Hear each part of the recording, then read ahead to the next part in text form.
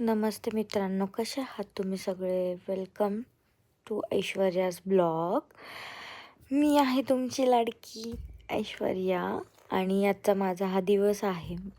उठले मी सकाळी, गरम पाणी पिले, मस्त असा यांच्यासाठी चहा बनवला. तुम्हाला सर्वांना पण आवडत असेल ना चहा.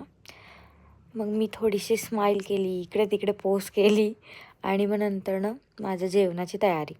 मग मस्त अशी भाजी केली, मस्त भाजीला फोडणी दिली.